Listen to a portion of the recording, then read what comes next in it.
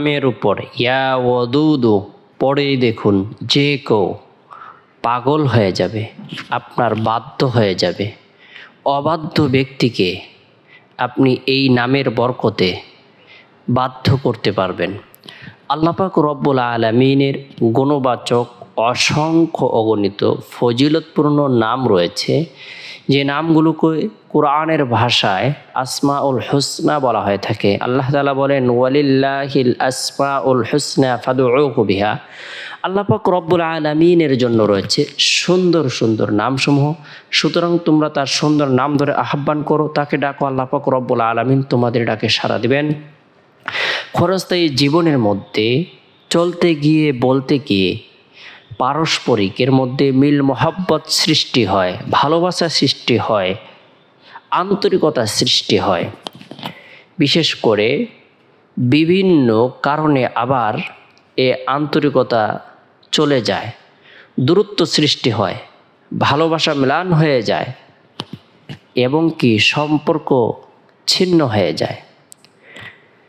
এমন কিছু আমল রয়েছে যে আমলের মাধ্যমে ভালোবাসা বৃদ্ধি পাবে, অবাধ্য ব্যক্তি বাধ্য হবে।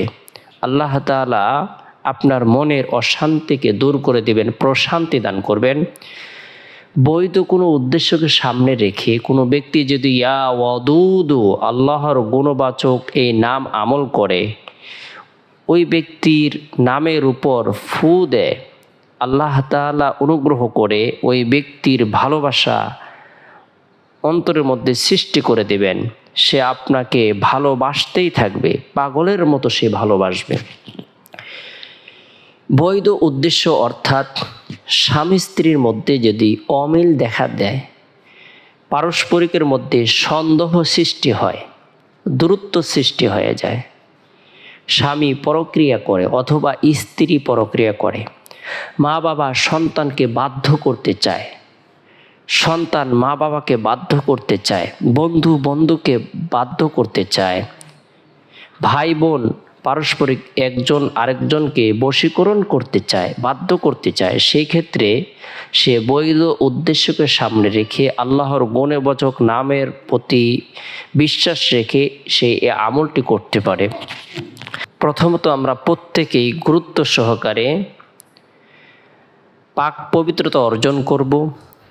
পবিত্রতা অর্জনকারীদেরকে আল্লাহ তাআলা পছন্দ করেন, ভালোবাসেন।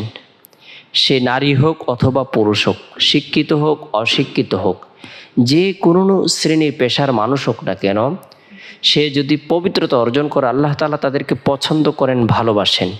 আল্লাহ তাআলা বলেন ইন্নাল্লাহা ইউহিব্বুত তাওয়াবিন ওয়া ইউহিব্বুল মুতাতাহহিরিন। আল্লাহ তাআলা তওবাকারীদেরকে পছন্দ করেন, ভালোবাসেন এবং পবিত্রতা অর্জনকারীদেরকে পছন্দ করেন, ভালোবাসেন। তাই গুরুত্ব সহকারে আমরা প্রত্যেকেই পাক পবিত্রতা অর্জন করব। এরপরে আল্লাহ তাআলার প্রতি ভরসা রেখে, বিশ্বাস রেখে, একিন রেখে, ইখলাস রেখে 2 রাকাত সালাতুল হাজত নামাজ আদায় করব।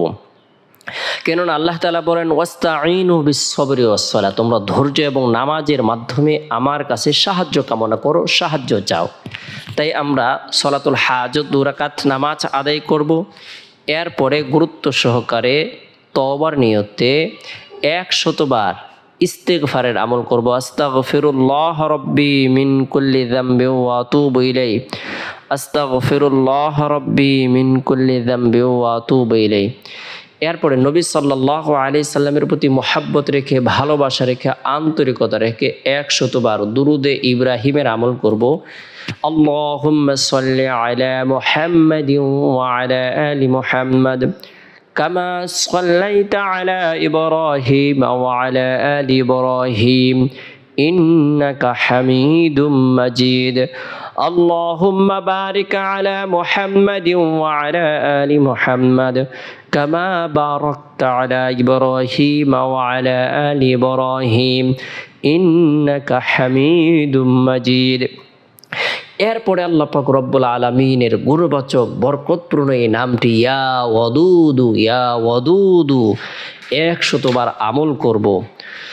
যে ব্যক্তির ভালোবাসা আমরা কামনা করব, স্বামী যদি স্ত্রীর ভালোবাসা কামনা করে, স্ত্রী স্বামীর ভালোবাসা কামনা করে, বন্ধু বন্ধুর ভালোবাসা কামনা করে, মা বাবা সন্তানের ভালোবাসা কামনা করে, মহাব্বত কামনা করে, সেই ক্ষেত্রে গুরুত্ব সহকারে ওই ব্যক্তির নামের কথা স্মরণ করে আল্লাহ তাআলার দরবারে ওই ব্যক্তির জন্য দোয়া করবে।